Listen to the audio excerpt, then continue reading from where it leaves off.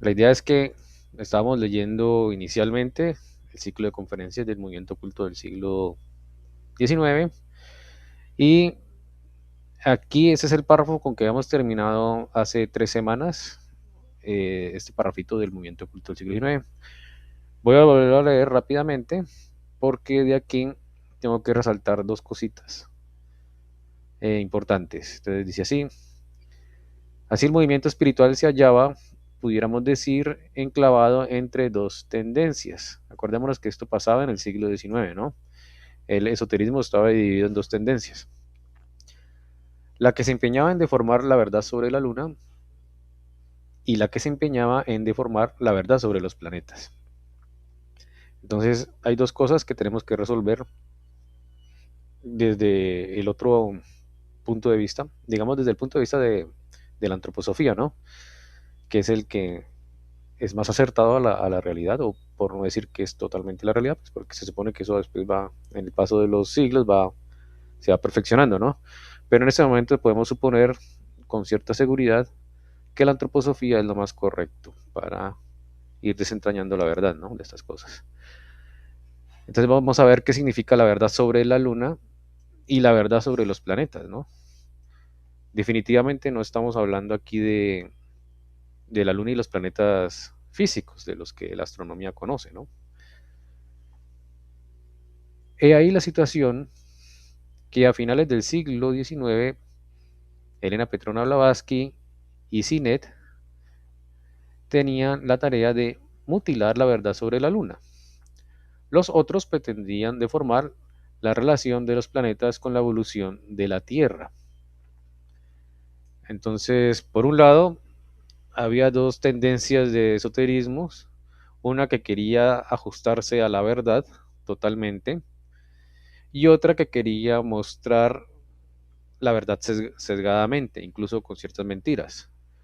Una relacionada con la Luna y la otra relacionada con los planetas, ¿sí? Por un lado, Elena Petrona Blavatsky y Sinet, que pertenecían a la rama de esotérica teosófica, querían mostrar su verdad sobre la Luna, mejor dicho, cosas que no son sobre el caso de la Luna, ¿no? Mientras que el otro lado, otra rama de, digamos, de esoterismo que tampoco quería decir toda la verdad, sino que tenía que ver con esoterismos anglicanos, querían ocultar la verdad sobre los planetas. Entonces, ¿pero por qué? ¿Cierto? Esa es la pregunta. ¿Qué tiene que ver todo esto con el esoterismo, ¿no? Con el mundo espiritual. Pues bien, entonces, más o menos, bueno, voy a leer otro poquito más, por de pronto que va diciendo Steiner. No crean que es fácil estar enclavado entre dos movimientos semejantes, porque al fin y al cabo se trata de ocultismo. Y ocultismo significa que para la comprensión de sus verdades se necesita mayor energía que para la comprensión de verdades comunes del plano físico. Esto es lo que quería resaltarles, esta frasecita de aquí. Cuando nosotros queremos estudiar verdades del mundo espiritual, es más difícil la comprensión. O sea, se requiere mucho esfuerzo de nuestra parte poder comprender estas cosas espirituales. ¿Por qué? Porque nosotros desde que, digamos, nacemos y hacemos uso del sistema que nos han enseñado a ver el mundo, es muy diferente a este nuevo mundo espiritual, son nuevas leyes y nuevas cosas, ¿no? Entonces, nuestro uso de lógica y razón tiene que acomodarse a esta verdad espiritual, por eso es difícil y se necesita un mayor esfuerzo. Y aquí Steiner lo dice de manera muy, muy clara, se necesita mayor energía, mayor esfuerzo para la comprensión de estas verdades espirituales, ¿no?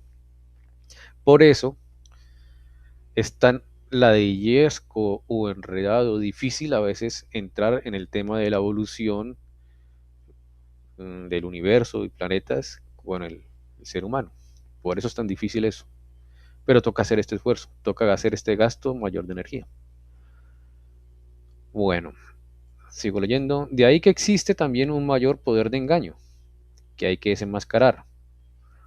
Por un lado se oculta la verdad sobre la luna y por otro lado se oculta la verdad sobre los planetas. dos errores que se difundieron a favor del materialismo. Ahorita les explico esto. Bueno, aquí lo va a decir. Por una parte, había que contar con el materialismo del lado oriental. Significa el materialismo que venía de la rama esotérica que pertenecía a Elena Petronila Blavatsky, o sea, la teosofía. Es decir, con el lado que hizo las maromas con la luna, para así promover la doctrina oriental de la reencarnación. Fíjense que si bien la reencarnación sí es correcta, sí es una ley verdadera, lo malo es cuando toma el lado oriental, porque hay unas pequeñas diferencias, podemos decirlo así, desde el punto de vista de los términos generales de la reencarnación, pero son muy profundas a la hora de entender las cosas espirituales, la evolución espiritual. Porque esta reencarnación, vista desde el punto, o entendida desde el punto de vista oriental, tiene ya, digamos, errores, no errores, no se actualizó a a la ley de la reencarnación después de la venida de Cristo. O sea, hubo unos ajustes, una perfección en el sistema en la ley de la reencarnación antes de Cristo que después de Cristo, ¿no? Eso es importante tenerlo en cuenta. Por eso es común a veces los que creen en la reencarnación oriental pensar que uno puede encarnar como un animal. Incluso a veces, como está relacionado la reencarnación y el karma, pensar que el karma es que si yo tengo algo malo, se me ocurre algo malo, es porque yo hice algo malo. Y no necesariamente es así. Entonces, estos ajustes o estas actualizaciones no las tiene la doctrina oriental para entender correctamente la reencarnación y el karma después de la venida de Cristo. Sin duda, lo que la reencarnación era cierto, pero oportunamente veremos que ello implicaba una fuerte concesión al materialismo, es decir, al budismo esotérico. Bueno, eso con respecto a la luna, ¿no? Y que tiene que ver con la reencarnación y el karma. Pero la otra tendencia esotérica que también quería meter unas mentiras es, por otra parte, se quería salvar cierta modalidad del esoterismo católico, pero aquí hay que corregir, no es católico, sino como anglicano, en contra del embate del movimiento hindú. Y ese esoterismo católico hacía los mayores esfuerzos para hacer desaparecer en lo material todo lo espiritual que se relaciona con el desarrollo del sistema planetario como un todo. Sistema planetario y los planetas. Porque en el esoterismo, en el modelo esotérico anglicano, no se hacía énfasis o se omitía mucho los planetas y la evolución que tiene que ver con el ser humano y el planeta Tierra. No se hacía mucho énfasis en esto porque esto significaba que había que aceptar la reencarnación. Y precisamente el cristianismo no acepta actualmente la reencarnación. Entonces vemos que habían dos corrientes esotéricas que querían dejar cierto engaño al esoterismo verdadero. Bueno, no sé si este párrafo se entiende, quedó claro o tienen alguna pregunta o comentario.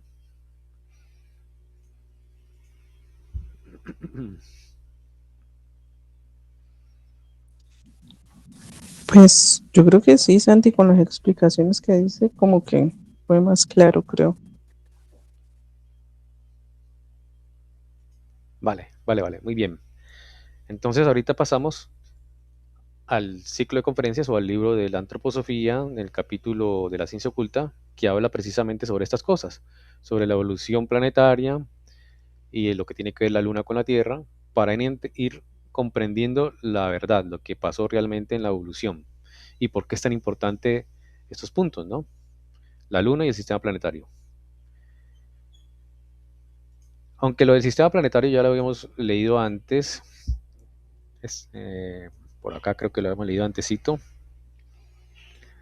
Pues para no volverlo a leer todo esto, se puede decir que, a modo de resumen, para no devolvernos tanto, lo habíamos leído la semana pasada o la reunión pasada en la ciencia oculta, pues que el ser humano más o menos en la época de Lemuria, entrando a esa época lemuriana, o sea, antes de los Atlantes, corría un grave peligro, que era que se estaba los cuerpos físicos densificando mucho, muchísimo.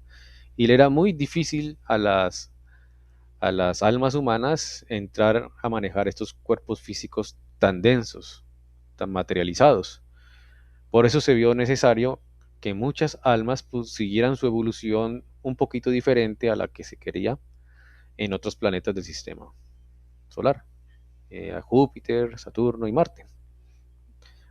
Entonces ahí se ve que esta teoría, digamos, no teoría, digamos, esta verdad espiritual de que hubo un tiempo en la Tierra en que muchas almas tuvieron que sortear su evolución de una manera diferente en otros planetas debido a las características difíciles de la Tierra.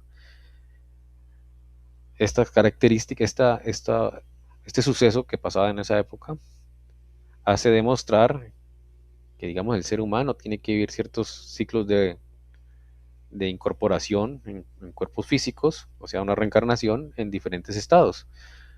Por eso es importante aceptar en cierto modo de que nuestros cuerpos físicos en un momento dado de la Tierra, de la evolución terrestre, no eran muy aptos para aceptarnos a todas las almas, sino que se tuvo que de vez en cuando migrar a otros planetas y encarnar en cuerpos no físicos, sino astrales, porque se podía.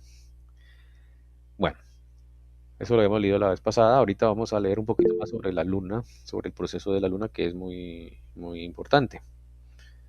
¿Alguien tiene algún comentario, Male? ¿Una pregunta?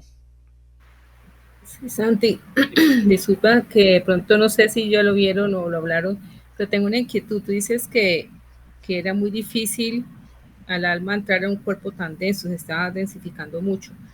¿A qué se debía que se estaba densificando eso? ¿Quién lo controla entonces? Es buena ¿Y por qué pregunta. unas sí y otras no? Sí, sí, sí, es buena, buena pregunta. Eh, a modo de resumen, digámoslo así, porque es un poco extenso y complicado, se puede decir que en todo el proceso evolutivo de la Tierra, de nuestro planeta Tierra y por supuesto nosotros como seres humanos, han habido una participación de muchas jerarquías espirituales. La principal en este periodo planetario que se llama terrestre, en este universo que se llama Tierra, los que más, digamos, han obrado directamente a esta evolución o más han participado son las potestades, o sea, son los mismos espíritus que están, le dice espíritus de la forma. Esos espíritus de la forma, digamos, dirigían la evolución planetaria y humana desde el Sol, ¿sí? Desde nuestra estrella solar. Eh, pero por ciertos eventos espirituales, en determinado momento tuvo que separarse la Tierra del Sol, ¿no? Se separa el Sol y los planetas se separan, porque antes eran como un todo revuelto, después se diferencia nuestra estrella de los demás planetas, incluida la Tierra, y al diferenciarse, al separarse este cuerpo en dos, bueno, a modo simbólico en dos, ya las fuerzas que los espíritus de la forma ejercían sobre la evolución, sobre los cuerpos humanos, no eran de la misma manera como era antes, que era directo.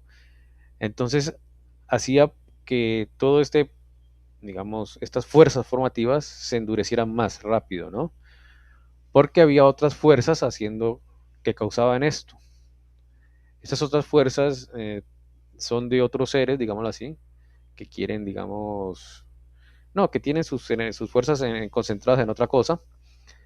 Entonces, al separarse el Sol de la Tierra, los espíritus de la forma no tenían tanto poder para controlar eso, ¿no? Entonces tuvo que haber un sacrificio especial para poder controlar eso.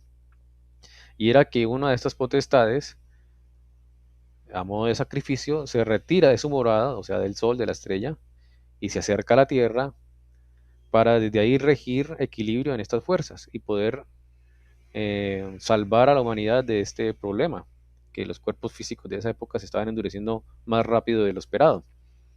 Entonces esta potestad decide sacrificarse retirándose de su morada natural, que era nuestro astro Sol, y se va a la Tierra, y en la Tierra empieza a hacer un proceso de separación de fuerzas. Estas fuerzas que estaban haciendo posible que se acelerara el endurecimiento de la materia en los cuerpos físicos humanos, las quitó de la Tierra, pero para hacer ese quite tuvo que crear otro cuerpo celeste que se llama la Luna. Entonces, gracias a ese esfuerzo de esta potestad, de este espíritu de la forma, que retira estas fuerzas esclerotizantes o densificantes de la materia a la Luna, hace posible que quede en equilibrio.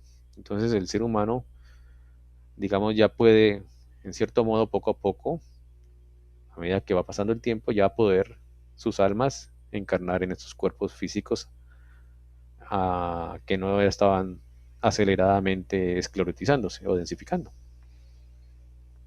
Vale, no sé si te enredé o si tienes alguna pregunta, pero eso es más o menos la respuesta estándar. No, creo que ahí ya, Vale, vale. no sé, ahí ya voy ubicando. Gracias, Santi. Ok. Lo que no dije es que esa potestad o ese espíritu y la forma que hizo todo ese sacrificio se llama Jehová o Yahvé en el Antiguo Testamento, ¿no? Es ese mismo. Bueno, entonces, ya por lo que les dije y lo que vamos a seguir leyendo, se van dando cuenta que nuestro satélite, la Luna, precisamente se hizo para salvar a la humanidad de un problema que tenían en aquella época. Fíjense bien, esa luna física que vemos fue la salvación de la Tierra, de los seres humanos para ese tiempo, ¿no? Eso es lo importante. Y es precisamente eso lo que querían tapar los esoteristas de la organización teosófica, o sea, de las que estaba Sinet y Elena Petrona Blavatsky. Bueno, ¿por qué en el ciclo de conferencias de Movimiento Oculto del siglo XIX, ahí lo va explicando mejor por qué querían hacerlo? Pero mientras tanto hicimos un cambio de lectura para entender realmente qué es lo que había pasado en la evolución. Cuando terminemos este párrafito, 2 párrafos más, podemos volver al ciclo original, al ciclo de conferencia original, movimiento oculto, y seguir entendiendo por qué querían hacer eso, ¿no? Por qué querían engañar a muchos que estaban estudiando el esoterismo. Y por qué les convenía decir que la luna no era así. No tuvo esa importancia, sino otra importancia, ¿no? Bueno, ¿cómo vamos? ¿Vamos bien? ¿Se entiende? ¿Está claro? ¿Tienen alguna pregunta, comentario o continúo? Sí, No, Santi, Santi, está claro.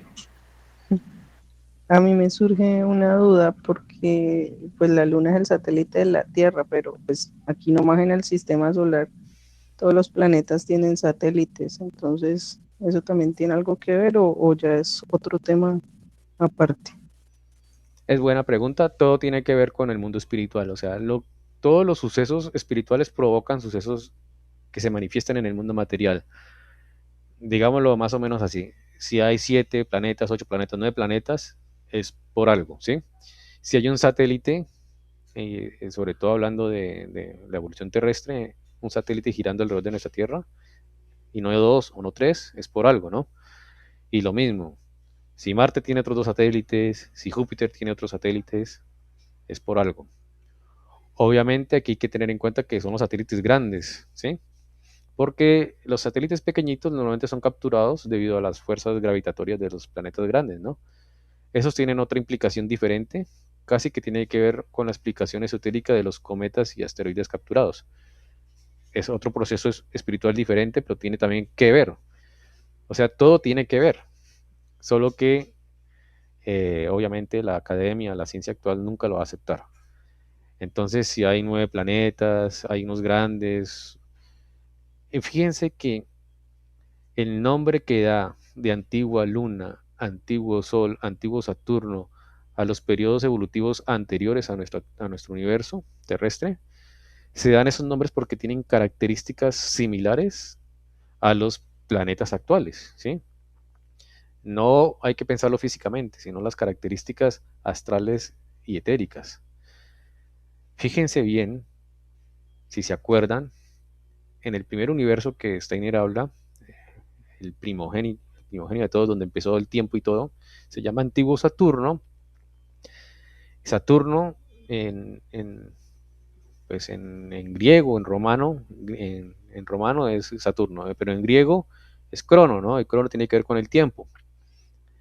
En ese antiguo Saturno, no en el Saturno actual, en el antiguo Saturno apenas empezó el tiempo, ¿no? Entonces tiene mucho que ver con la mitología griega, porque tiene que ver con el tiempo. Pero además, las características de ese universo es que solo existía algo muy tenue, ni siquiera existía el gas, ¿sí? Y lo curioso es que nuestro planeta llamado Saturno, el actual, el que vemos ahorita en el espacio,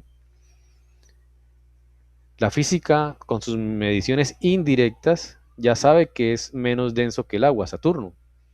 Eso es rarísimo que tenga esa característica un planeta, que un planeta sea menos denso que el agua, porque se supone que deben tener núcleos rocosos, ¿no? Saturno no. Es como si no estuviera solamente hecho de gas, ¿no? Como si no tuviera materia física ahí. Y lo mismo, ciertas características del antiguo Sol, se le llama antiguo Sol porque tiene características con nuestra estrella actual. Entonces, esos nombres tienen que ver con ciertas configuraciones espirituales astrales.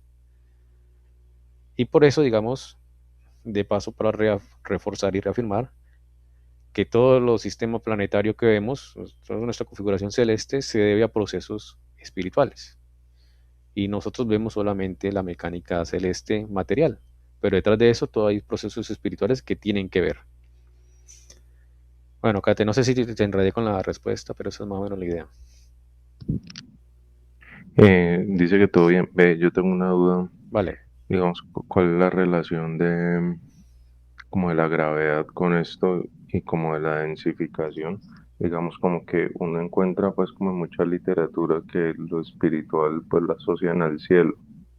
Entonces como que uno bajo una lógica, digamos, anárquica, creería que sí tiene como relación. Es decir, como que por qué la gravedad, por qué como que más sólido y más denso abajo y arriba pues es como más gaseoso. No sé, pues tengo como esa duda. Yo no sé si está como también muy, muy gaseosa la pregunta, pero no sé cómo formularla o no sé si me entendiste. A ver, si voy a contestarte si entendí bien tu premisa a la pregunta, ¿no? Todo tiene que ver, digamos, así como existe un macrocosmos con sus leyes, así mismo rige acá en el microcosmos, ¿no? Que es el ser humano y otras leyes más cercanas, ¿no? Entonces, sí, digamos, se supone que lo más denso es como el nivel más bajo, ¿no? Pero hablando en un lenguaje material, ¿no? El nivel más bajo. Pero a medida que uno vaya subiendo es más etérico o menos denso, ¿no? Hasta llegar a algo más espiritual. Entonces por eso uno ve que precisamente en todos los cuerpos sólidos que hay gravedad, lo más denso tiene que estar en el centro. Y a medida que uno va subiendo, digamos, o va escalando del centro hacia más afuera, las cosas son menos densas. Tienen que ver por algo, ¿sí? Eh, y todas estas leyes fueron creadas por supremas jerarquías espirituales, que le han impartido a todo lo que han hecho material en orden, y por eso uno ve cierta sabiduría y cierto, pues sí, orden cósmico, ¿sí?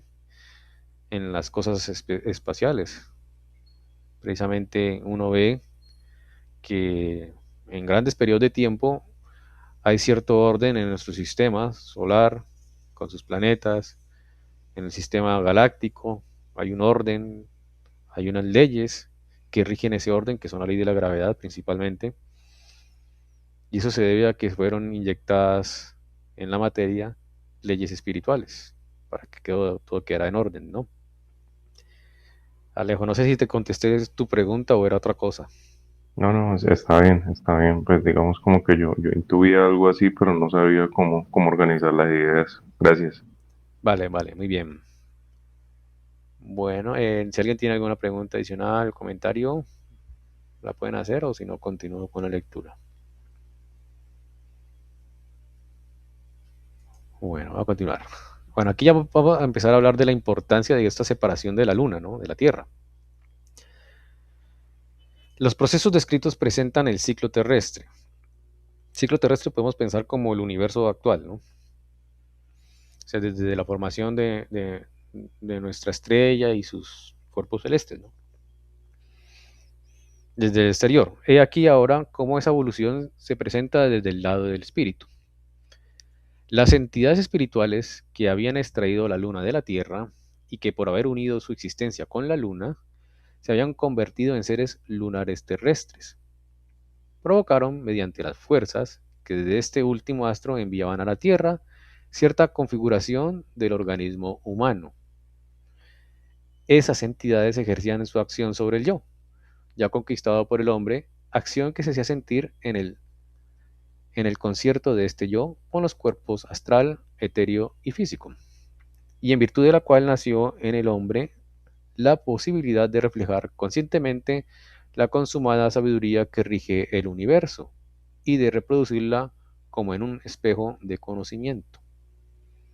Recordemos la descripción de cómo en el antiguo ciclo lunar la organización humana, a consecuencia de la separación del Sol, había adquirido cierta autonomía y un grado de conciencia más libre que el que podría derivar directamente de los seres solares.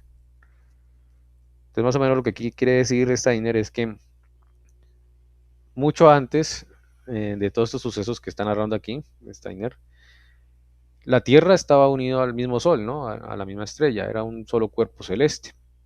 Por lo tanto, convivíamos espacialmente esas supremas jerarquías con nosotros, ¿no? Pero en ese tiempo, por estar tan unidos o pegados a estas jerarquías, el ser humano no tenía esa conciencia del yo. Prácticamente éramos como a modo de símil, ¿no? Guardándose las diferencias, ¿no? Éramos como títeres de estas supremas jerarquías. Al separarse la Tierra del Sol y estas supremas jerarquías utilizar la morada como el Sol y alejarse de la Tierra y nosotros irnos con la Tierra aparte, nos dio la posibilidad de, digamos, de conocernos, de adquirir la autoconciencia, nuestro yo. Entonces fíjense que todos estos sucesos espaciales es porque tienen que ver con la evolución humana. Se hizo todo esto para que el ser humano pudiera empezar a desarrollar su yo, gracias a esa separación espacial de estos dos cuerpos, el Sol o nuestra estrella y la Tierra como un planeta, ¿no? Bueno, continúo. Esa conciencia libre y autónoma reapareció como herencia del antiguo ciclo lunar. ¿Qué significa esto? Que hubo también una especie de separación en el antiguo universo, en el antiguo ciclo lunar, ¿no? Y eso se recapituló empezando el universo terrestre, porque todo se recapitula, ¿no? Durante el trecho del ciclo terrestre que estamos estudiando, debido a la influencia de los mencionados seres pertenecientes a nuestro satélite lunar, hubiera sido posible poner esa conciencia de nuevo en armonía con el universo y compartirla en su imagen. Y así es como habría sucedido si no hubiese hecho sentir ninguna otra influencia. El hombre se habría convertido en un ser cuyo contenido de conciencia habría reflejado el mundo en imágenes cognoscitivas determinadas por necesidad natural y no por su libre iniciativa humana. O sea que habría adquirido su autoconciencia, pero con imágenes o, o pensamientos de estos seres espirituales. No por su propia libre iniciativa, sino que había adquirido un yo de manera especial. Esto es importante, porque, digamos, se puede decir que si bien uno puede adquirir un yo, no es un yo que se crea por su libre iniciativa, ¿no? Bueno, sigo leyendo. Pero no ocurrió así, sino que precisamente al producirse la separación de la luna, intervinieron en la evolución del hombre ciertas entidades espirituales que habían retenido su naturaleza lunar a tal grado que no les fue posible abandonar, junto con el Sol, la Tierra. O sea que muchas de estas jerarquías, que eran de nivel de ángel o arcángel, no se quedaron en el Sol, sino que tuvieron que mirar con las almas humanas a la Tierra.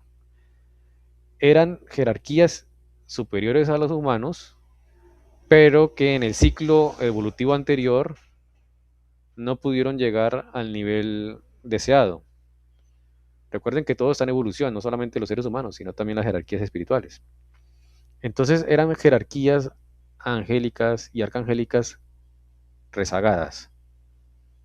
¿Se entiende eso, lo que significa rezagado? O sea que no llegaron al punto final que digamos que se quería que se llegara o se pretendía que se llegaran estas jerarquías, sino que no alcanzaron a conquistar ciertas características. ¿Se entiende o no se entiende? Santi, eso es lo que, Dime, dime. eso es lo de los animales que dijimos acá, ¿no es? Los No, no, rezagos, no, no, no, no. El ¿no? rezago es una ley general. Así como existe la evolución, existe la involución, pero se le llama rezago, ¿no? Entonces esta ley Sí, universal de involución se llama rezago y ocurre en todos los seres. Los rezagos de la jerarquía humana se llaman animales, pero hay rezagos en las jerarquías espirituales. ya, Y listo, eso es lo difícil, porque ya. hay rezagos en casi todas las jerarquías espirituales. Y entender eso es complejo, porque si uno lo lee rápidamente pareciera que fuera que se rezagaron por brutas o por malas, y no es así. Solamente el rezago de los humanos se puede, digamos, poner ese adjetivo, que sí se rezagaron porque no cumplieron con su deber correcto, ¿no? Pero el rezago de las jerarquías espirituales de los universos anteriores no tiene que ver con ese sentido, sino con otro sentido aún más superior. En, cuando tengamos más tiempo y hayamos avanzado más en este tema, yo creo que podemos leer otro ciclo de conferencias que habla de los rezagos de las jerarquías espirituales y cuál fueron su función en la evolución humana, ¿no? Entonces uno se va dando cuenta que algunos rezagos se hacen con, con premeditado propósito, ¿no? De la divina providencia, pues por decir algo, ¿no? Pero otros rezagos no son así. Sobre todo en este ciclo terrestre, los rezagos ya tienen otra forma de ver las cosas. ¿Por qué? Y se lo voy a decir de una vez por qué los rezagos de la Tierra son diferentes a los rezagos anteriores. Porque, como bien lo leímos aquí, hace un párrafo, bueno, una oración antes, aquí, es por esto. La libre iniciativa antes no existía. Entonces los rezagos anteriores no se hacían por culpa del que está evolucionando, sino porque tenían un propósito. Ya con la libre iniciativa funcionando en el universo, o sea, en el periodo terrestre, en nuestro universo actual, entonces ya los rezagos se hacen por culpa de uno, ¿sí? Ya tienen una consecuencia diferente. Y por eso es la gran diferencia entre los rezagos de este universo terrestre a los universos anteriores. ¿Se entiende esto o está muy enredado?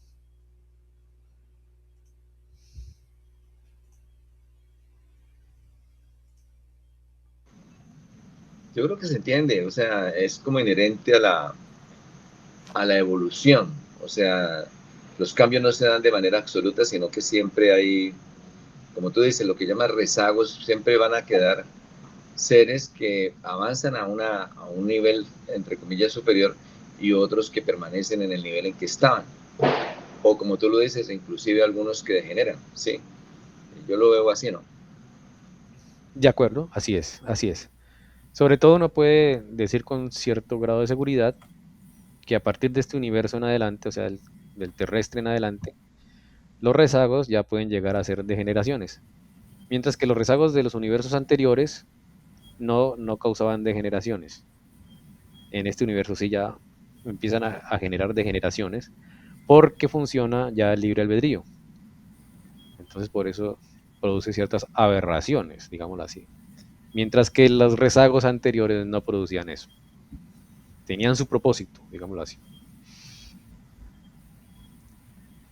Bueno, muy bien, voy a continuar. Pero no ocurrió así. Ahora sí ¿Alguien quiere decir algo? No, ahora que se puede decir, en vez de por culpa de uno, por culpa, se puede decir por elección, uno elige, porque uno toma conciencia y pues, tiene conciencia y uno elige. Sí, sí, claro. O sea, yo estoy utilizando algo con un sentido moral, ¿no? Entonces, estas elecciones que tengan sentido moral sí pueden causar rezagos a degeneración, ¿no?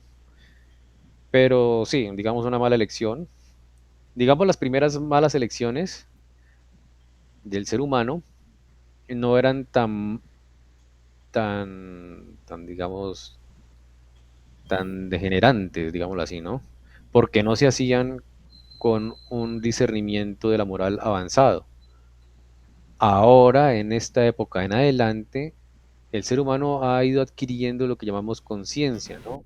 El alma consciente. Por lo tanto, aplica más lo que es la moral. O sea, que hace 2000 años podemos decir, si las personas se equivocaban en sus elecciones, no lo hacían con tanta maldad a como si se equivocaran ahora. Ahora la maldad, Ya no eran tan conscientes, no eran tan conscientes. sí, exactamente. Ahora uno tiene más conciencia de ser uno mismo. Exactamente. Por ejemplo, en la época de los romanos, de Espartaco y todas estas cosas, existía el famoso Coliseo romano. En el famoso Coliseo romano era normal, era de, digamos, de diversión familiar llevar a ver esos shows, que era matarse entre humanos y esclavos, esclavos contra esclavos, ¿no? O a veces animales, bestias y humanos esclavos, ¿no? Y eso era normal, no había problema, así hacía parte de la vida cotidiana. 2000 años después, o sea, ahora, ya nos parece incluso malo que maltraten no a humanos, sino a toros, ¿sí? O sea, nuestra conciencia ha aumentado en esos 2000 años. Por eso, si alguien ahora quiere volver a ver ese circo romano, se le debe juzgar más moralmente, porque ya debe tener una conciencia más avanzada como hace 2000 años. ¿Sí se entiende más o menos la diferencia? Sí. Ok. Muy bien. ¿Algún comentario, pregunta adicional o continúo?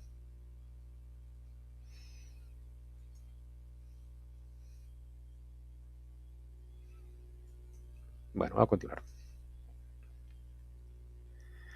Pero no ocurrió así, sino que precisamente al producirse la separación de la luna, intervinieron en la evolución del hombre ciertas entidades espirituales que habían retenido su naturaleza lunar a tal grado que no les fue posible abandonar junto con el Sol la Tierra, a la vez que quedaban excluidas de la influencia de los seres que dirigían su actividad hacia la Tierra desde el satélite lunar.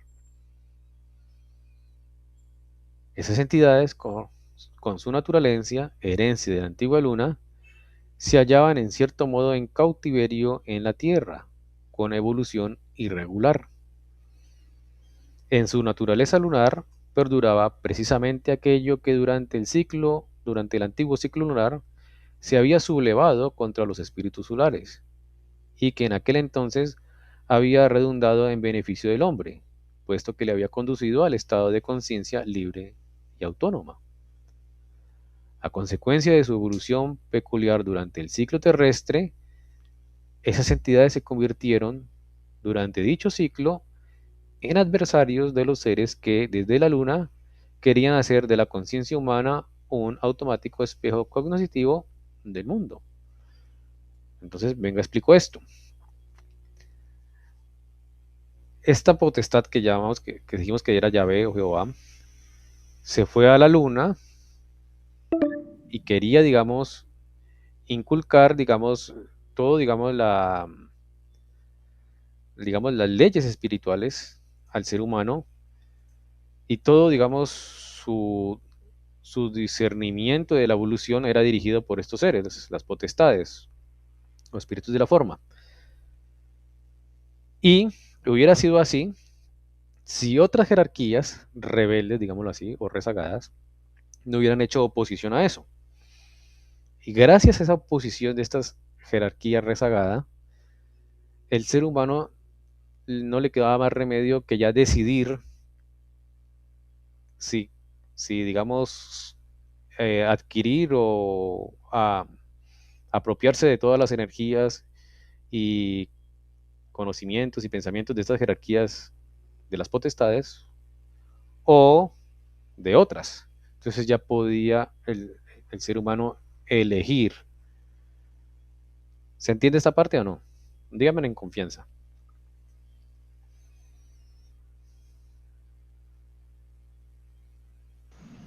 Sí, el libre albedrío si bien nos dio unas posibilidades, pues nos alejó un poco de la del mundo espiritual, ¿no? De esos seres.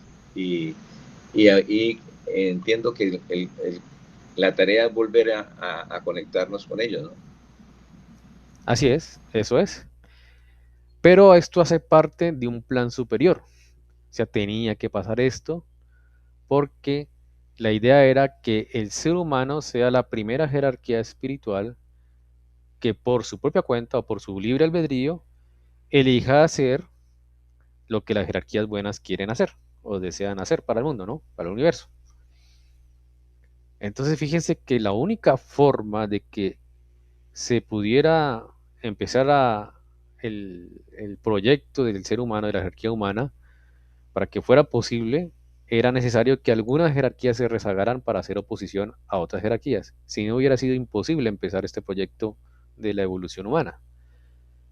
Entonces fíjense bien que estos rezagos de esas jerarquías se hicieron con un propósito más allá de su libre albedrío, sino porque era un plan divino. Sin embargo, como les decía, los rezagos que genere el hombre sí van a tener, digamos, culpabilidad, pues, esa palabra yo sé que a veces no gusta, pero es porque ya por libre albedrío decidieron hacerlo, no por directriz espiritual. Bueno, voy a seguir. Lo que en la luna primitiva había ayudado al hombre a llegar a un estado superior, resultó antagónico a las nuevas posibilidades surgidas gracias al ciclo terrestre. Las potencias antagónicas habrían traído consigo, procedente de su naturaleza lunar, la facultad de obrar sobre el cuerpo astral humano, y así lo hicieron independiente de acuerdo con las descripciones anteriores. Mediante esa facultad, esas potencias antagónicas le otorgaron al cuerpo astral cierta independencia. Ahora también para el periodo terrestre, en contraposición al estado automático no libre de conciencia generado por los seres de nuestro satélite lunar. Es difícil expresar en términos de uso corriente la actividad que esas entidades espirituales ejercían sobre el hombre en aquellos remotos tiempos.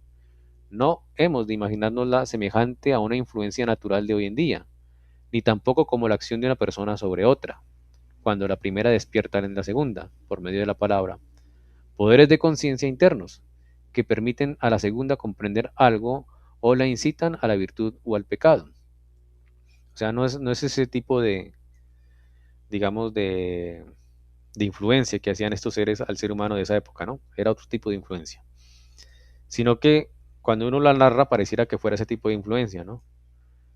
Es posible que ahora en este momento sí, cuando ya tenemos alma conciencia y alma racional más desarrollada, es posible que sí tengamos efectos de ese tipo de influencia de estos seres ahora, ¿no? Pero en esta época tan primitiva, digamos, del alma humana, la influencia no era de esa forma, que incitaran a la virtud o al pecado, sino era una más directa, digámoslo así. Esa intervención en los tiempos primitivos no era un efecto natural, sino influencia y acción espirituales. De los elevados seres espirituales se transmitían al hombre de conformidad con el estado de conciencia que prevalecía en aquel momento. Tengamos muy presente que esa intervención no era efecto natural. Consideramos más bien que las entidades de naturaleza heredada de la antigua luna se acercaron al hombre con el objeto de conquistarle para sus fines propios, seduciéndole. Esto es una expresión simbólica, válida mientras seamos conscientes de su carácter simbólico y tengamos presente que tras el símbolo late una realidad espiritual. Bueno, hasta ahí se entiende, está claro, ¿tienen alguna pregunta, comentario?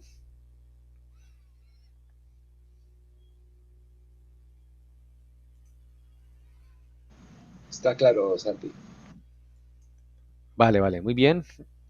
Y eso era lo que quería leerles del libro de la ciencia oculta para ampliar o entender mejor lo que inicialmente íbamos a empezar a leer, que era el movimiento oculto del siglo XIX. Porque ya sabemos por qué se creó la Luna y por qué otros planetas sirvieron temporalmente de morada para almas humanas en aquella época tan antigua, ¿no? Ya con eso claro, ya podemos entender mejor lo que sigue del ciclo de conferencias del movimiento oculto del siglo XIX. Bueno, así que muy bien. Yo creo que podemos dejar allí. Ya hemos leído lo suficiente. No sé si tengan algún comentario, pregunta.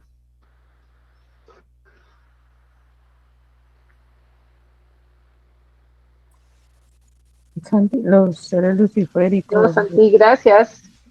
Vale, vale. Kate, ¿tienes una pregunta? Sí, ¿me escuchas? Sí, sí. No, que si los seres luciféricos y arimánicos son rezagos de esos seres superiores. Sí, pero estos rezagos no son rezagos de la forma que de los rezagos humanos, ¿no? De este ciclo terrestre. Por ser rezagos de ciclos evolutivos anteriores, no tienen nada que ver con discernimiento de bien y mal, sino que son rezagos en el sentido de que no se desvían de, digamos, de la meta para otros propósitos. No es que se desvíen de la meta porque no pudieron o porque eligieron mal, sino que se desvían de su directriz natural para poder hacer otros trabajos. Más o menos ese es el sentido de los rezagos anteriores. Y ese es el caso de los rezagos de los seres luciféricos y otros seres, que de diferentes jerarquías espirituales se han rezagado. Y son luciféricos en ese sentido, porque se rezagan con un propósito, no porque eligieron mal.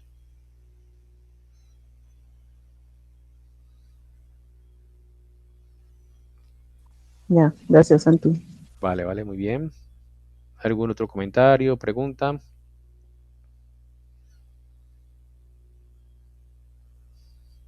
Bueno, yo creo que podemos dejar por hoy.